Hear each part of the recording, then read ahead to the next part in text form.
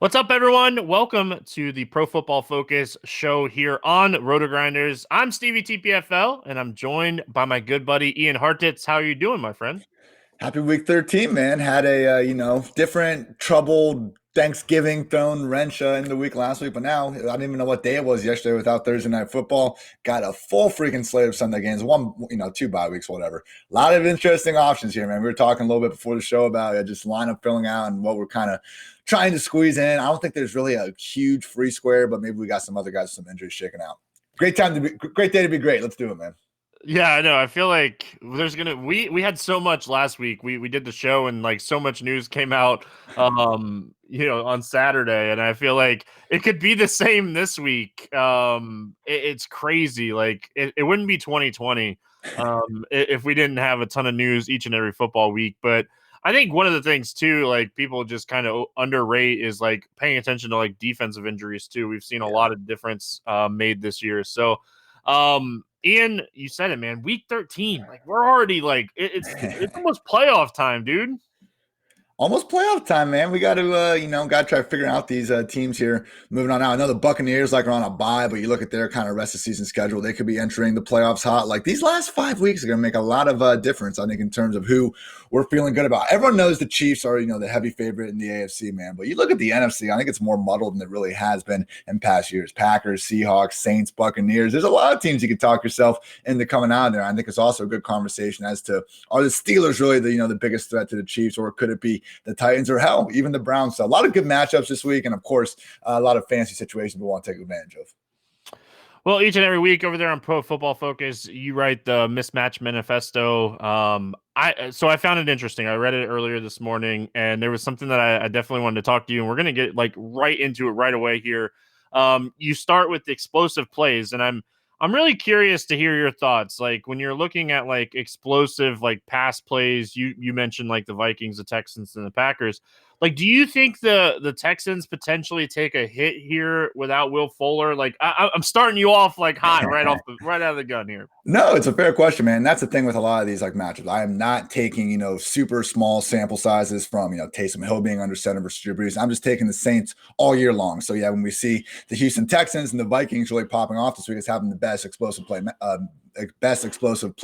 matchups through the air, yeah, we do need to consider what life is going to be like without Will Fuller. And you look at the splits with Deshaun Watson over the years, they have not been good with Will Fuller on and off the field. I will say that having someone like Brandon Cooks out there helps, because Brandon Cooks, you look at Tom Brady, you look at Drew Brees, Jared Goff, and even Deshaun Watson, every quarterback that Brandon Cooks has ever played with has averaged more yards per attempt with him on the field versus without. So something has to give here. It's either going to be the Fuller splits or the Brandon Cook splits. One of those are going to fall off. Ultimately, I think Deshaun Watson is still such a great, he's been playing the best football of his career this year, even without having DeAndre Hopkins. I think a lot of that has been, accepting that, hey, you can play through, what your offense is kind of designed to do. He's one of those guys like Russell Wilson, where sometimes you see them press a little bit too much, try to make too much happen on their own, because they can a lot of the time, but learning when to rein that in and when to deploy it, in the right times. I think Watson's been better than ever at doing that this year. Look, Colts defense, like we all know that they're a great unit, but okay, we've seen some of these better passing attacks, Titans a couple weeks ago, Packers, Lions. There's a not, small amount of quarterbacks that have gone for 300 plus and 3 scores against this defense. Watson, I think he's a GPP play this week because it's going to cost a lot to get up there, but no, I think he's still going to be putting up top 5, top 6 numbers at the position with or without Will Fuller. Yeah, and you mentioned the Vikings, Adam Thielen, back off the COVID list. They're going to be full go here in this great matchup against Jacksonville. You have them as like the highest explosive play potential here. So is there anything else that you wanted to talk about as far as like explosive plays, or do we want to move on? Yeah, real quick, 3 guys stand out that could be really struggling through the air. Brandon Allen and the Bengals. I cannot stress how bad this Bengals team looked last week. I know it was very close against the Giants, but the Bengals had a kick return for a touchdown. Then the only reason they were in position at the end was because after getting this, mop-up touchdown drive against prevent defense, finally after the Giants got a 2-score lead, we see Alex freaking Erickson get them a punt return back in the 50. So it was like setting up to be the most just like bad win that we'd ever seen for, the Bengals. But because it's still Brandon Allen, he had a strip sack fumble to just immediately end the game. So I really think this Bengals team without Joe Burrow is the single worst team in the entire league. You have I understand that it's not too big of a stretch to say that because, hey, they had the number one overall pick last year. But truly, like, I would take the Jets over the Bengals on neutral field right now. Also, Carson Wentz, we all know he's been sucking up. But Kyler Murray, this is a tough spot, man. And we got to adjust to life right now with him not running. Since he suffered that shoulder injury, only 10 total rush attempts. Kyler, very good thrower of the ball. We're not, discounting that or anything. But similar to Alvin Kamara, like when you take away his targets, when you take away Kyler's rushing ability, all of a sudden we're looking at a much more ordinary fantasy football prospect than we were before. I guess like we can just kind of transition into pace, as we talk about Kyler Murray, because I feel like when you're looking at the slate as a whole, we're not seeing as much love for the Rams-Cardinals game as we probably should. Yeah, I know we have a lot of great games on the slate with a lot of high totals, a lot of spots for DFS, but like Ian, you talk about it in your article. This is the game that like really stands out pace-wise, like really stands out. Yeah, and that's the tricky part because we've seen the heights that Kyler and Hopkins can get to, and it wouldn't be shocking if we look back at this 2 week stretch of just small rush attempts and ends up being nothing more than a blip on the radar. There's a game a couple of weeks ago where Lamar Jackson only had 3 rush attempts, and we're all wondering, oh, is he just no longer rushing? Next week he had 10 plus carries, so it is a small sample size we're digging into. Kyler has been a full participant in practice throughout this week with the shoulder injuries, so it's interesting, man, because there are going to be plays going all over the place, and you see, that Rams with Cooper Kupp and Robert Woods, I believe both under 6K or pretty close to it. Very affordable game stack potential. So, not something I'm looking for in cash games necessarily, but to your point, might be a good way to go against the grain, get some GPP goodness there. I will say the Bills, 49ers, and the Jaguars, Vikings are really standing out as slow-paced one. These Viking games, it's just always tough to kind of get a handle on, man, because we've seen, like, Kirk Cousins is actually having the best year of his career in most efficiency metrics. The problem is, every freaking 4 or 5 weeks, we see one of these games where Dalvin Cook goes nuclear and then Cousins has to make do with, literally like 15 or 20 pass attempts. So if they can just overcome that in these limited amount of plays, okay, he can put up numbers and he's in a great matchup to do so. It's just concerning with volume more so in Minnesota than pretty much anywhere else. Yeah, I think the Cleveland, Tennessee, the Patriots, Chargers, like those are the games that kind of stand out on the positive side, right? Yeah. Like we talked about the Rams and Cardinals. Obviously, that game stands out from a pace standpoint, but I think that like Cleveland and Tennessee is definitely getting some love, but the Patriots and Chargers, people are still so caught up on what the Patriots defense used to be and instead of what they are this year. So like that game, it's probably my favorite game on the entire slate. I like that call. I mean, Cam Newton, you look at just the cheapest kind of quarterback you can somewhat trust. I think it's him. And yeah, it's been an up and down season. I understand, last week, I believe he was apologizing to McDaniels after getting the win or whatever it was. It might be a couple weeks ago. But either way, I know it hasn't been, a perfectly great season for Cam Newton, but we have seen, more good than bad out of the passing game. He's always a threat to pound one in on the ground. So I like that call. We know Herbert and Keenan and those guys can always put up points, especially with our guy, Austin Eckler, getting 14 targets back, man. He's going to be one of the higher owned running backs on the slate for sure. Let's look at the pressure situations here. You kind of already talked about like Brandon Allen and that Cincinnati offense. Not getting much better for them here against Miami.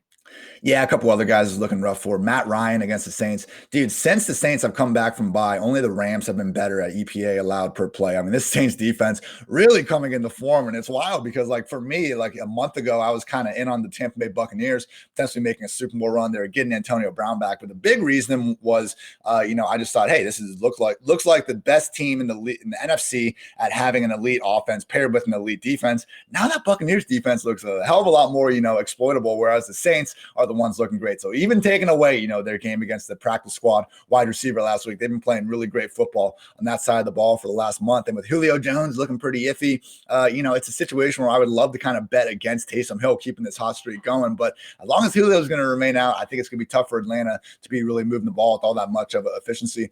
Drew Lock against the Chiefs going to be a long afternoon. I think we all knew that. Then Alex Smith against the Steelers, always a tough one there. I will say there's a couple guys standing out that do have a chance to have all day to throw, and that's Roethlisberger against the Washington football team. Good pass rush, but that dude just gets the ball out so quick. I mean, we almost see them playing like ball control with their passing game, the amount of short, receptions that Deontay and these guys can get. I like the potential for a bounce back spot from Deontay Johnson. Just such a weird Wednesday night game, man. I think he's still, a solid candidate to get 10 plus targets during any given week. Also seeing Phillip Rivers versus the Texans. I mean, look, this is a game where, again, if you want to maybe go with Deshaun Watson and some GPPs, you can definitely wind it back with guys like Michael Pittman, T.Y. Hilton, and just some of those cheaper price wide receivers. Because even if Philip Rivers doesn't always look the prettiest, shot putting the ball across the field as he kind of does with that, flick of his wrist, I do think that, he's been efficient throughout the year in this Houston Texans defense. Now you take away Bradley Roby, is even going to be in a worse position than usual. So a couple guys should have all day. And also, I'd say Baker Mayfield, to your point about this Browns Titans game potentially looking good from just a stacking perspective. I think people put too much flack on Baker Mayfield for this passing game over the past kind of month, because before last week, and last week, he had that awful miss to Rashard Higgins. I understand that. We all saw the play. We all laughed about it. Otherwise, I thought it was one of the best games he played of the year, one rope after another. And literally the 3 weeks before that were all bad weather games in Cleveland with all sorts of wind and rain. So I'm not saying this is going to be a great passing offense in the post-OBJ era, but at a minimum, against this Titans defense with Baker projecting to have plenty of time, I can see Jarvis Landry and company staying hot. And so you pair it, right? So we talked about the pace. Now we have a good matchup for Baker Mayfield. You gotta pair some of these things together. What stands out multiple in situations. So, and you talked about the weather. A couple other people this week have talked about how bad the weather has been for Baker Mayfield this season, but it's true, and that's something that you won't see. You're not going to see that on stat sheets or data that you look at. You just have to kind of know, man. You have to know that he had 3 really, really windy games. One of those games, it was crazy to watch that one. So the trench battles. I'll say real quick, it's tough for some of these on-off splits, because sometimes I get it. You look at Matt Ryan with and without Julio Jones, pretty clear that when you take an all-world talent off the field like Julio and you look at the Falcons' backup wide receivers, I'm willing to buy into that narrative. But I keep hearing this Josh Allen with and without John Brown thing. We just need to be careful where we're drawing the line, because Josh Allen has had great games with and without John Brown this year. And people, they look at that, week 3, week 4 game where they played the Rams. John Brown played less than a half time's worth of play, only had 2 targets, didn't catch any of them. Josh Allen goes for 300 plus yards and 4 touchdowns against them. So it's already a 16 game sample size, and we're not even at 16 yet. It's such a small sample size. Be really careful if you're, picking and choosing these random games to make these big statements about. To your point, all these are a piece of the puzzle. Don't let one piece of information, particularly if you're using these small on-off sample sizes, completely sway your opinion on some of this. Yeah, especially, man, at some point you're just I just gotta take some shots too, especially in tournaments. We talked about Jarvis Landry on the show last week, and he had a monster game. So you just gotta take shots every once in a while. The trenches battle this week, I think this week is super interesting when it comes to the run in general, but let's talk about it from a numbers standpoint. What are we looking at in the trenches this week? Yeah, 3 main kind of situations stand out to me. The Patriots against the Chargers set up really well. Best, combined yards before contact on the main slate. And you look at what happened last week, not having Rex Burkhead. Well, I was out here touting James White on this show. Now, was I touting James White because I thought he was going to get 2 goal line rushing touchdowns? No, of course not. I was hoping he'd get the target share, which didn't come. But the big takeaway from that game was Damian Harris and James White splitting backfield duties. We can live with 2 back committees. Usually in New England, it's 3 or 4. Now that we have James White and Damian Harris as the featured 1A, 1B backs, it's tough to tell how these games are going to go. And I understand, it's a situation where we don't want to really stack them. It's either going to be a Damian Harris game or a James White game, probably not both. But I think, tossing out both these guys in stacks with Cam, you could find your way getting the majority of a Patriots, offensive touchdowns and a potential high scoring game. And then also Saints versus the Falcons. Look, Taysom Hill, I had an article go up on PFF.com today where I talked about his impact on Alvin Kamara and this offense as a whole. The Saints offense has still been an above average offense in terms of EPA per play with Taysom Hill under center. The difference is their passing efficiency has fallen off a cliff. Their rushing efficiency has really spiked. I mean, Taysom Hill has been good for the Saints run game. The problem is that difference hasn't made up for the, big difference in passing difference. So as I said before, I mean, the Saints defense has really been what's carrying them as of late. But with that said, man, Taysom Hill, Alvin Kamara is sitting there at 7K now.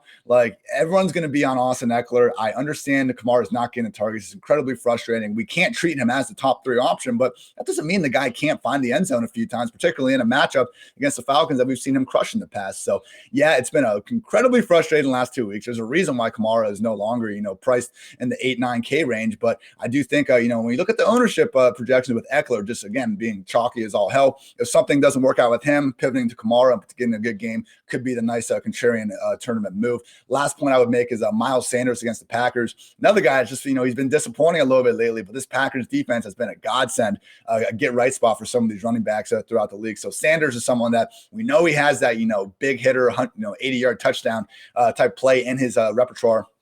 Hasn't been there lately. This whole Eagles offense has been a disaster. I get it. But if anyone's going to help him get out of this funk on the ground, I think it could be the Packers defense. I appreciate you totally jinxing Sonny Michel's 15 touches he's gonna have now. No problem. It's a good point. The passing game this week. What's kind of standing out for you as far as the passing game goes? Sorry, say that again. The passing game, what's standing out to you as far as the passing game goes? Yeah, looking at just total passing yards per drop back. There's a couple of situations where, again, we just see these efficient quarterbacks in good matchups. Kirk Cousins against the Jaguars really looking good. Phillip Rivers against the Texans, and even Derek Carr against the Jets. Man, don't let one awful performance by his Raiders offense throw us off the fact that they've been pretty damn good most of this year. 3 straight games before last week, the Raiders scored at least 30 points. And I have nothing good to say about what they did against the Falcons. Just realize, now facing this Jets team, you're flying across the country, but it's as great of a get right spot as we could have hoped for, just in terms of, total matchups on that side of the ball. So the Jets are one of these teams that we have seen. When they played the Chiefs, I think Greg Williams still walks in there and is like, guys, first and foremost, we need to stop the run above all else, just old football guy mentality.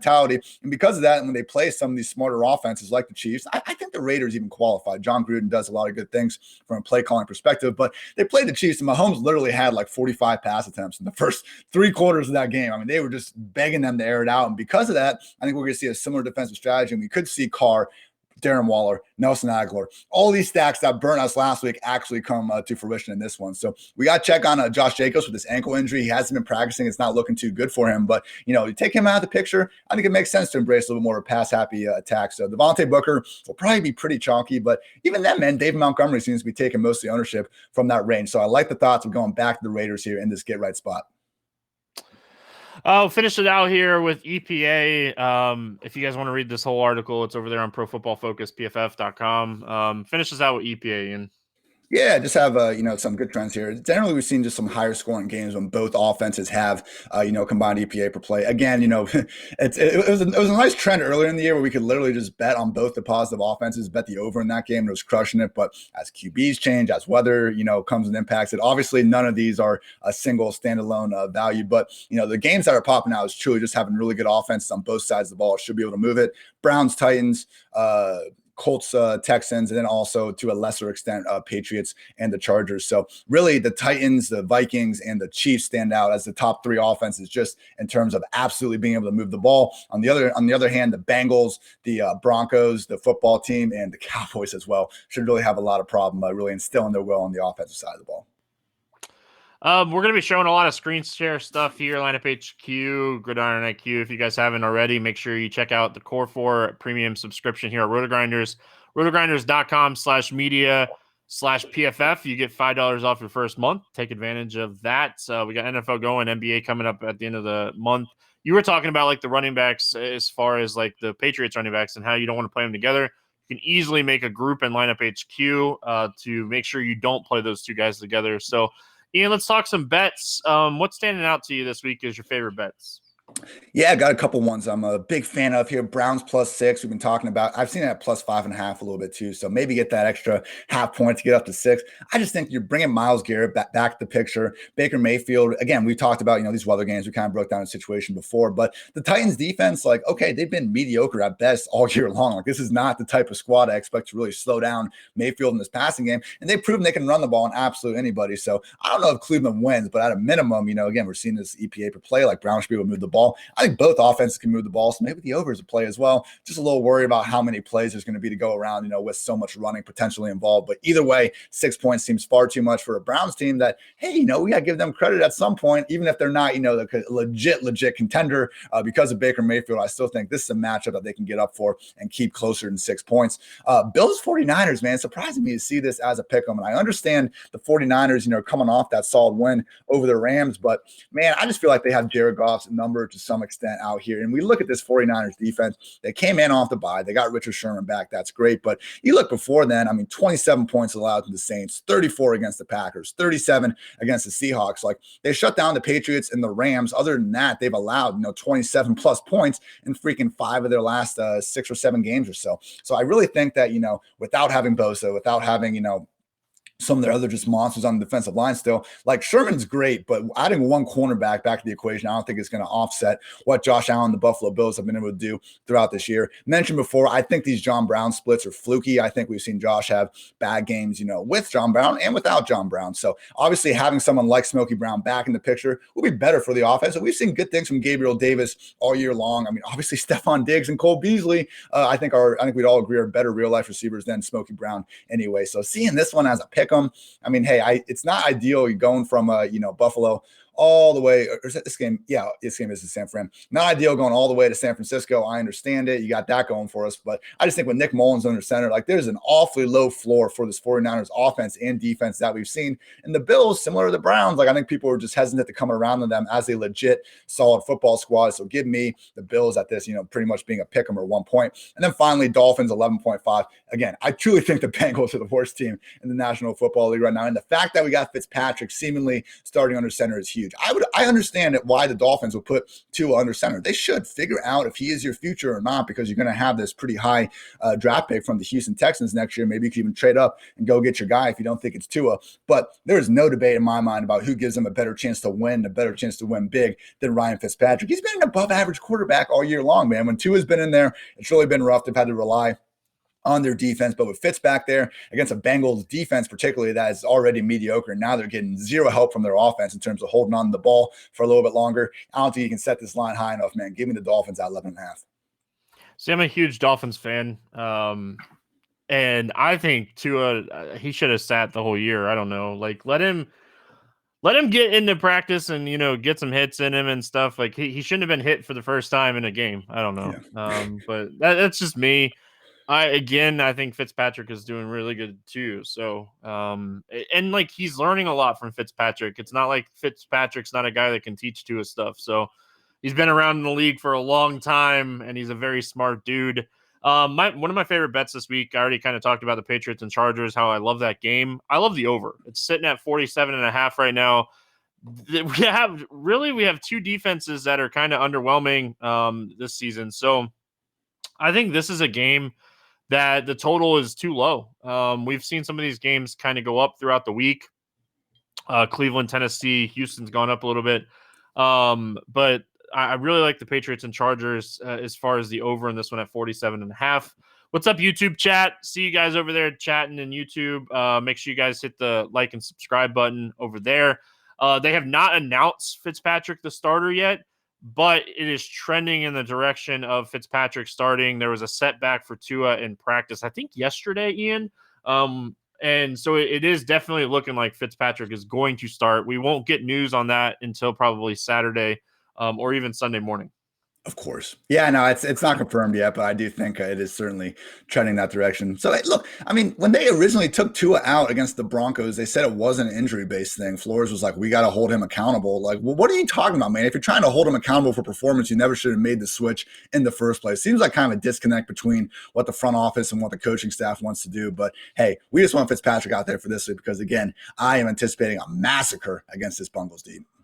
Yeah, and like, I don't know, man. Let Flores do his thing. Like, I've hated on a lot of coaches, but man, let Flores do his thing. He's doing a great job in Miami. That turnaround on defense in 1 year, man, he's a great coach. Absolutely. It's not on him to develop the quarterback. Everything. Yeah, it's not him. Yeah, but like, Ian, it's just like you see teams play for coaches all the time, and the Miami Dolphins are definitely playing for Flores. The New York Jets are not playing for Adam Gase. You even see with the Giants a little bit more so going into their bye. It was a team that was at least playing hard. Didn't quite see that same unit last week, but yeah, to your point, man, like, absolutely, there are certain teams that you can tell just try harder than other ones at this point in the year. Let's talk quarterbacks here. What's kind of standing out to you as far as cash games go? Man, you talked about Cam Newton before. I think he's probably the cheapest one we can really try to hang our hat on. Him and Derek Carr are sitting there, but I'm going to try to be paying up if I can. Now it's tough. I've been trying to, build my first main cash lineup of the week. I really want to get Aaron Rodgers and Devontae Adams in there because we have literally seen one stinker against Tampa Bay Buccaneers, where Rodgers was really getting thrown off his game because of that. Devontae only had six catches, 61 yards. And every other game this year, that Devontae wasn't hurting. So we also had that Lions game. The man scored a touchdown. Aaron Rodgers has just been playing absolutely lights out football. So it's like the easiest stack I think we have this week because Devontae. You look at all these top wide receivers, and they all have like fairly tough shadow matchups. Devontae's facing Darius Slay, Metcalf, James Bradbury, Keenan Allen, Stephon Gilmore. Hopkins has Ramsey on him. So it's very tough for all these guys to, I think, hit their higher end range of outcomes. But for Devontae, man, we just watched what the Eagles' strategy was holding down Metcalf. You're really going to put Darius Slay in single coverage on someone like Metcalf. I think we see the same strategy on Devontae Adams, and that's not going to go well, man, because I don't think there's any cornerback that can hang with Devontae, particularly when you add in his mind meld chemistry with Aaron Rodgers. So I would like to set up the majority of my cash game lineups with Rodgers and Devontae. I think there's a lot of, more options for GPP. Trubisky versus the Lions. All the guy does is throw for 3 touchdowns against the Lions. Just realized, I think he's one bad first quarter pick, away from being benched. Also, Ryan Tannehill and company versus the Browns. Again, a lot of game stack options there we've talked about. And then also, maybe the Fitzpatrick boom week with Devontae Parker and Mike Gesicki. I like this. I like the Dolphins score a lot of points. It would make sense if it goes through their passing game. So GPP really opens it up, man. But I'm struggling to get a cash game QB. I thought about going naked with Taysom Hill. I don't know, man. I want to get Rodgers and Devontae, but curious on your thoughts about who to kind of set yourself up here for 50-50s and stuff. I didn't hear you cut off on me. Oh, my bad. Yeah, I'm curious who you're thinking about building the cash game lineup around at QB, because for me, I'm just still not quite sure. Again, I want to get to Rodgers so I can get that Devontae stack, but I don't know. It's tough, man. I think, honestly, I'm kind of debating on Cam Newton, Ryan Fitzpatrick, or going all the way down to Baker Mayfield. I think it's Ooh. definitely going to be determined more on like what opens up at running back and wide receiver as far as injuries go. But it's, man, again, like I'm having a hard time not liking Cam. I think a lot of people are going to play Trubisky this week more than like what we have him projected at. I think you can make an argument for like Deshaun Watson. You can always make an argument for Russell Wilson in cash games. Like Yeah. those guys are staples. It's a really interesting like week in tournaments. We have a YouTube chat question. Any Mike Glennon shares in GPP? Like we knew he was going to come out and chuck it. He definitely came out and chucked it. He played well, but no, I'm not going back to the well here. Nah, can't do it. No, If we get Chark and Conley back, maybe we can go with Chark a little bit. I'm not sure on their practice status and what it's looking like going to the game, but we saw this with Jake Luton too. His first game, he came out looking pretty good as well. Credit to Glennon for doing so, and as long as these quarterbacks can help James Robinson keep doing his thing, that's kind of my only expectation for him. This is still an awful team, and I think expecting Glennon to really play as well as he did 2 weeks in a row, probably a little bit too much. But you know what? There's, I guess there's no such thing as a bad GPP dart throw. So from that perspective, okay. I'll use his pieces. Like Chark, he's off the injury report, so he'll be Nice. back. But like Robinson's been fantastic, and we'll talk about running backs in a second. But like, I don't mind it because I definitely like the Minnesota side of this game, Dalvin Cook, and we talked about some of these pass catchers. So, definitely will play some of the pieces. But is there anybody that's like really standing out to you as far as tournaments go? Yeah, I like the Fitzpatrick. Fitzpatrick might be the move in cash is a decent point, but yeah, maybe paying up for Russ against this Giants squad, man. Colt McCoy, if he's gonna be out there, there was a point last week where when Daniel Jones was already out, Colt McCoy was in there, and it was like a ho hum 2nd and 10 midfield, 8 minutes left or something, and Jason Garrett legitimately called a quarterback sweep for Colt McCoy, like unironically. I don't know what the hell they're planning on doing this offense, but they haven't been able to throw the ball all year long. Really, the only kind of fantasy upside we've seen from Daniel Jones has been his rushing ability. So I just think that this could be a situation where the Seahawks, they've actually been pretty good at the line of scrimmage, particularly since they've had Jamal Adams back, really just running around, playing more of like more like a linebacker than a safety. But I really think that Seahawks are going to be able to stop this Giants run game. And I think the Giants passing game might be bad enough to not even be able to take advantage of this matchup. So it could be a situation where we see Russ and company go absolutely nuts against a good Giants defense. But I think when Russ and Metcalf and Lockett are firing on all cylinders, nobody can really stop them. Switch it over to running back here.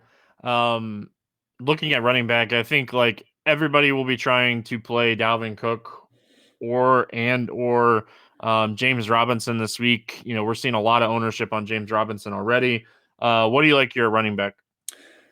Yeah, I was trying to go, Dalvin Cook, Derrick Henry, maybe Team Jam him in, throw back to, David Johnson, Le'Veon Bell from a few years ago. But I do think it's very tough to kind of get both those guys in there with the lack of, higher end, cheaper options out receivers. So, yeah, I think, you pick one of them. I'm leaning a little bit more towards Henry over Dalvin Cook. I just think that, there's a situation where we could see this Vikings team continue to go to the air. They've had so much success with it in past weeks. Dalvin Cook, even though he's healthy, he's had a couple injury scares. Like, I don't know. It's not the matchup they need to necessarily give him 30 plus rush attempts in. Hey, I know he can do a ton with it, and he probably only needs 15 rush attempts to really make his way into the end zone a time or two against this Jaguars team. But I just think Cook versus Henry, I kind of want the guy that's going to be in a little bit more competitive game potentially. With James Robinson, man, it's just kind of the same thing where I'm worried about what happens if they really, really fall behind. And Robinson, like, to his credit, I think last week, they didn't even have Chris Thompson or Dari Ogunbowale active. So it was James Robinson on first, second, third down pretty much throughout the entire game. But it's just tough for me to go up to Robinson when I got Eckler sitting there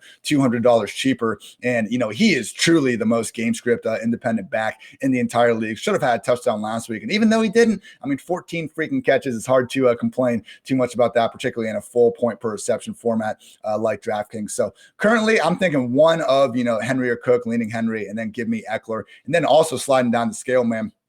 I think the big question is, like, do you want to go with David Montgomery or Devontae Booker? Maybe both, but I just think with Montgomery, like, this Bears, like, in one of the things we looked at in the Mismatch Manifesto, yards before contact, like, the Lions have an awful defense, but the Bears have an awful offensive line. They are the second worst offensive line in the league, only ahead of the Jets in terms of yards before contact per rush. So that's why we see Montgomery always actually surprisingly at the top of these, like, broken tackle metrics, because the guy usually has to break a tackle or two just to get back in the line of scrimmage. So he's been a volume-based RB2 ever since Tariq Cohen went down. It's ugly. We don't care how he gets the fantasy points, and I get it. Home against a middling Lions defense. I understand why he's chalky at this price, but it just seems like one of these trap plays. I'm not sure the ceiling is as high as it is for someone like Booker, who I think is in an even better matchup potentially in a much, much, much better offense. So I will say this. Montgomery might be one of the best tournament fades on the slate, but in cash games, I do think that's fair. His floor to ownership is worth playing. He's just so cheap, man. Like he's so cheap. The Detroit run defense is really bad, like we've mentioned a few times. The Chicago Bears offensive line is bad too. But like with Tariq Cohen out too, like you have to kind of think that like the snaps will be there. They have been there. So like you add in like no Tariq Cohen, and like you're not really worried about like Ryan Nail taking like work. Like this is a dude that played 89% of the snaps last week.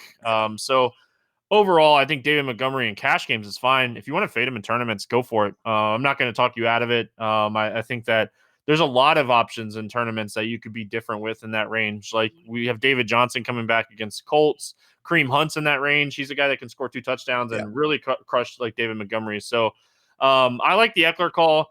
If you're not going like Keenan Allen or Herbert in cash games or whatever, I definitely think you can play our boy Austin Eckler in tournaments. Like this is an interesting tournament slate as far as running backs go, because Nick Chubb, he's not going to have a ton of ownership. Aaron Jones is not going to have a ton of ownership. Alvin Kamara at 7K against Atlanta is not going to have a ton of ownership. So there's some high-end running backs that have massive ceilings in any matchup that are going to kind of go overlooked here, Ian. Yeah, I think Kamara at 7K is someone in tournament, so you can definitely feel good about it. Again, it's been freaking criminal what Taysom Hill has done to this guy's receiving volume. 1 catch for -2 yards. Like, come on. But Sean Payton, not an idiot. He knows that they want to get, like, well, why would they pay $75 million? They didn't plan on using him more than this. So as annoying as this 2-game sample is, and, it's fair that we can't project him anywhere near, the likes of, Dalvin Cook and Derrick Henry, whereas he was the overall RB1, undisputed here this time last month. So it's tough, but in this matchup and in a game where the Saints are popping in terms of just yards before contact combined against this middling Falcons defense, and the, Falcons offense have all sorts of trouble. Hey, how many games are we going to see the Saints, win by double digits and not have Alvin Kamara get a solid performance with that. So it's a play where, in cash, okay, no, I'm staying with Eckler. I think he has a much higher receiving floor at this point, but pivoting off Eckler, pivoting off James Robinson right down there to Kamara, I think makes a ton of sense in tournaments. And also one guy like Myles Gaskin, man, if he's going to be back in action at 5,900, we're talking about a true 3-down RB home freaking 11.5-point favorite against the Bengals defense. I don't think we'll be able to slow down this Dolphins offense at all, as we've been referencing. So if you want to go around, Fitzpatrick, Parker, Gesicki, okay, there's only so many Dolphins you can squeeze in the one lineup after all. But I do think Gaskin is one of these rare running backs where they truly have a 3-down role. Will he get that in his first game back coming off injured reserve? It's up for interpretation. We don't know, but that is probably why his ownership is as low as it is. And at 5,900, it's very easy to get there in most lineups. So this is another situation where we can get off of Montgomery Booker at a similar price range, potentially help us out in those tournament formats. One of the tournament flyers that I want to throw out there to get off of Montgomery is Jonathan Taylor. I'm not a huge Jonathan Taylor person, but I will say, I think, this spot is fantastic. Houston, they haven't been able to stop anybody, running game, passing game, anything. So Jonathan Taylor had a really great workload against Green Bay right before being put on the COVID list. So I don't think he actually ever had COVID. He was close contact. So, I think this is a great spot to maybe just be different with a guy like Jonathan Taylor. Ahmed might not play either for the Dolphins. So Gaskin really might have that 3-down role. These guys are excellent pivots off of chalk, David Montgomery in tournaments. Yeah, real quick, two more guys I like in that range a little bit. Talk about the Patriots, man. Damian Harris at 5,200, James White at 5K. We're just not seeing, any sort of, price increase. I would just say, if you want to go with Cam Newton, you don't necessarily have to go with Jacoby Myers or one of these wide receivers as a stacking partner. You can go with a James White, even a Damian Harris and Cam. I mean, I would say pick one or the other there. Harris obviously isn't catching passes, but, Cam Newton, James White, or if you just want to go with Damian Harris, maybe the Patriots defense, man. I was just looking at the lower cost defenses. Obviously, we want to save money there if we can on a weekly basis. Jaguars are awful. Jets are awful. Giants, good, but they're facing the Seahawks. That sucks. Same thing with the Eagles facing the Packers. Bengals are awful. The Patriots, I think, are the worst defense. That I agree with you. They are not the same world beater we saw in past years, but they've had Gilmore back. They've been playing a little bit better ball lately. And, they're facing Justin Herbert, who has played fantastic this year. He's still been a little bit prone to turnover-worthy plays here and there. And I think, like any rookie quarterback, we got to realize that there is, a potential floor when you're facing someone like Bill Belichick. I think wide receiver this week, outside of Brandon Cooks is going to be massive chalk on this slate. But outside of him, we're going to see really spread out ownership. What do you like here at wide receiver? Yeah, I think you said it, man. I don't know if there's going to be anyone else really over 20% or something like that. There's options all over the place to differentiate things a little bit. I think if you want to just move up the pricing a little bit to try to get away from Brandon Cooks, I mean, Cooper Kupp and Robert Woods sitting there at 61 and 5,900. I mean, Cardinals defense we're probably going to see Patrick Peterson on Robert Woods. The only time Patrick Peterson has looked good over the past 2 years have been when he's been shadowing DK Metcalf. And I don't even think it's necessarily what he's done to Metcalf. I think it's Russell Wilson just kind of refraining from testing that matchup based on having played with Peterson for the past decade and kind of maintaining more respect than he should. So I don't think really anyone in this Cardinals secondary can guard Cooper Woods. Hey, do we see more of a run-first centric game plan out of the Rams? Potentially, but Jared Goff has been throwing the ball a little bit more in recent weeks. So, I think going with those guys can make some level of sense. And if we do want to save some money and, try to get up some of these running backs, I do think there are some viable options under 4K. Rashad Perryman at 3,900, and Denzel Mims at 4,100. We were worried about having Sam Darnold come back because we've seen him feed Jameson Crowder so much over the past 2 seasons. Sammy Darnold, first game with all 3 wide receivers, only scored 3 points against the Dolphins. That was not good. But we did see him have his highest single game average target depth ever of his career. He was much more willing to throw downfield to Perryman and Mims than I thought. I think either one of those guys is fine to, kind of just help give you that lower cost option. And then finally, Kiki Cutie at 3,500. Look, he's someone that when the original, When the original Cobb injury happened, I was not on Cootie at all. The difference was, he was the number 3 option in this offense. When he has past success in 2018, he was number 2 option. But now we take away Fuller and Cobb. All of a sudden, Kiki Cootie's Deshaun Watson's number 2 pass game option. So he is a guy that we have seen, get the double-digit receptions, 100-plus yards. Been a little bit since he's done so, but I think Cootie and, we'll talk about tight ends a little bit, but Cootie and Jordan Akins, again, I think that Watson is so good. He's going to still be putting up numbers. Someone else is going to be getting those. I think Cootie has pretty much as good a chance as anybody. Yeah, like there's, I definitely agree with you on that. And like, if you just one of my biggest issues with paying up for Devonte Adams in cash games this week, and like you could do it any week that you want. Devonte Adams, especially in like one-on-one coverage, if you're expecting that, the matchup definitely sets up for him to have a lot of one-on-one. Like, I will take Devonte Adams against whoever we think the best corner is, and I will still take Devonte Adams in a 1v1. So, um, my issue this week is just look at the mid range. We have Cooper Kupp, we have Robert Woods, we have Brandon Cooks, we have Devontae Parker. Julio practiced and felt good today. He's way too cheap if he ends up playing, even in this tough matchup. Like Allen Robinson against Detroit, Justin Jefferson, like Thielen is 7,300. Like all of these options, Ian. And this is one of those weeks where, like, when you're building tournament lineups, you're definitely going to be correlating a lot because there's not like standout wide receivers. Especially even if you look at Cooks, like Yeah. Cooks is great for cash games, but do I really want to play like a chalk Cooks?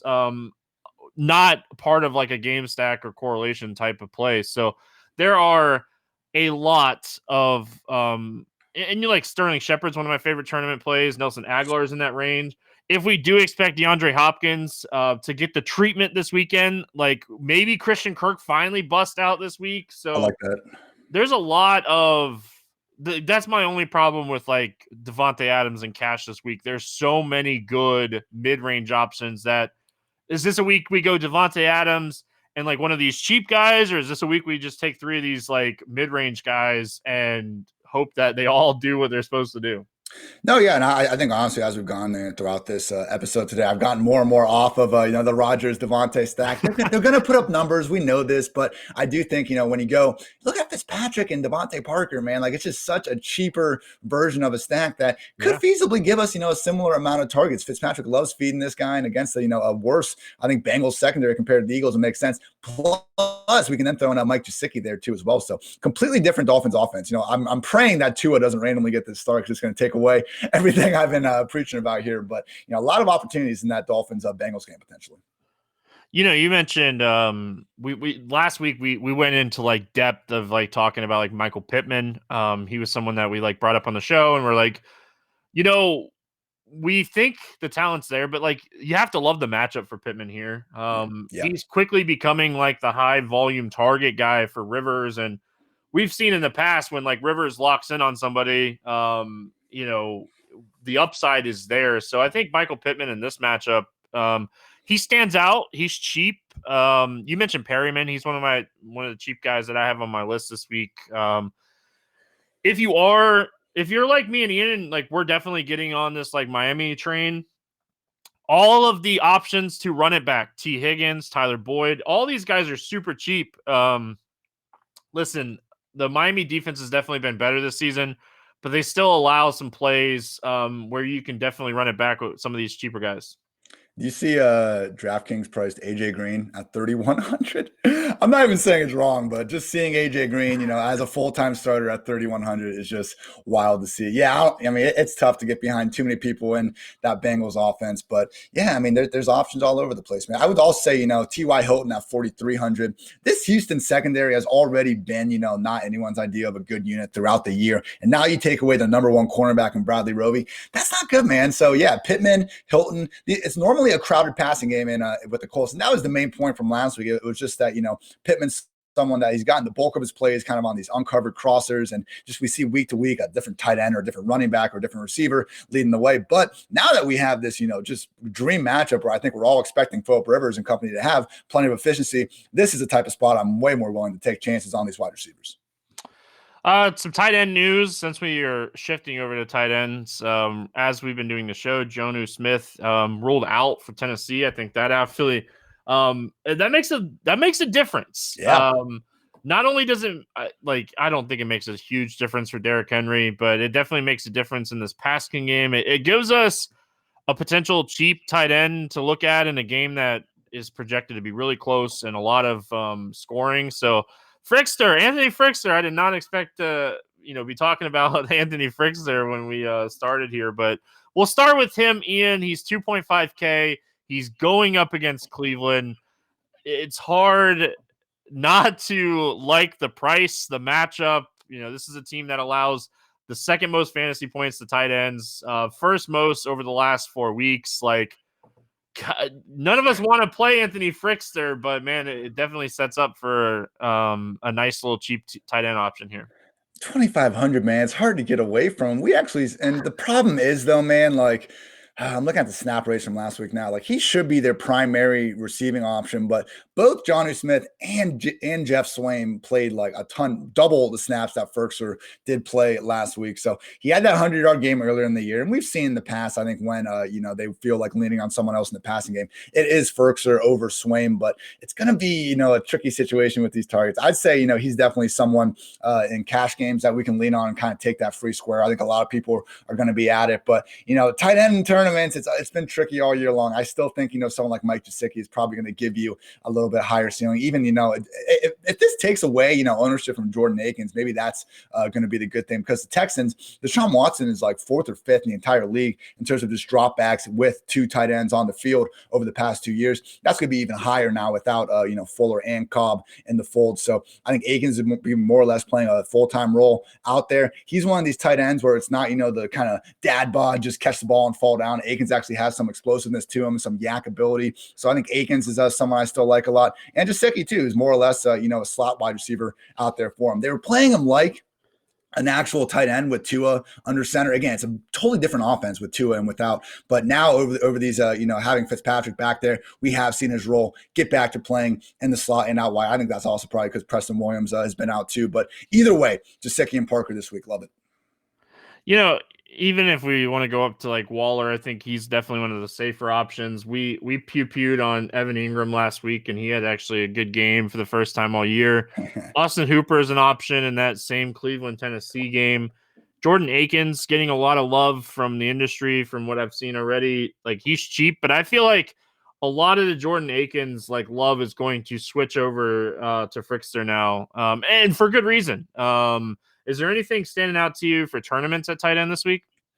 Yeah, I think paying up for Waller could make sense. To your point, we're talking about the potential for the bounce back, performance from this Raiders passing game as a whole. Yeah, credit to Ingram for looking good, but now he's missing his quarterback, so who knows what's going to be going on there. I would say maybe don't completely sleep on these Lions pass catchers. It's a worse overall offense without Kenny Golladay, but Marvin Jones is someone that throughout this year, but Kenny Galladay's sideline has been good for a touchdown in almost every single game. And Hawkinson, I believe, is like the tight end 4 or 5 overall on the season. So he's been putting up numbers. Last guy I would say, Robert Tonyan at just 3,700. Look, Rodgers loves this guy. He's been feeding him, a good 4 or 5 targets per game. Not the hugest ceiling, but hey, he's still one of these few tight ends out there that I think we can feel, reasonably good about projecting him for 50+ yards and a score. So I'd say Tonyan could be that mid-price guy where, if you don't want to go all the way down to Akins, but you also don't want to go all the way up to Waller, you're still getting a little bit of that upside and a great offense, even if it's not, the cheapest guy you can afford. So for tight ends, for tournaments, I think, kind of the whole thing we've been talking about a few of these games, it seems like more and more, but I think Trey Burton is super interesting for tournaments this week. Going back to this Colts Houston game, like Trey Burton is a legit touchdown threat every week. And this is a guy that can score 2 touchdowns in any week. He's not going to crush targets or anything like that, but he's the guy that is legit a red zone threat in this Colts offense. So listen, you give me 10 to 15 points at tight end, most of the time I'm super happy. So I think Trey Burton is someone that you can definitely look at to maybe potentially make your Cooks teams that you're running with Cooks and Watson just different. A lot of people will probably run that back with a running back, or they'll run it back with a Pittman. You can run it back with a Burton just to be different. It also gets you off of Frickster is going to be chalk now. It just kind of switches it up a little bit to make it very different. And then Dallas Goedert's always an interesting tournament play. Even with Ertz coming back, it sounds like he's coming back anyway. So anything else for tight end?